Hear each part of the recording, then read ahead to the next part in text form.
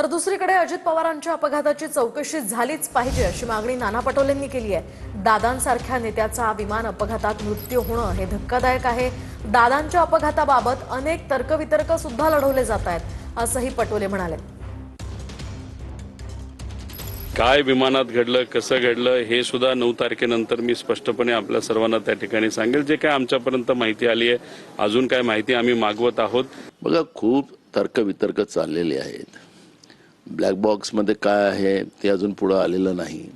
अजित पवारांसारखा एका मोठ्या नेत्यांचा या पद्धतीनं विमान दुर्घटनेमध्ये त्यांचा मृत्यू होणं हे महाराष्ट्रासाठी शॉकिंग आहे।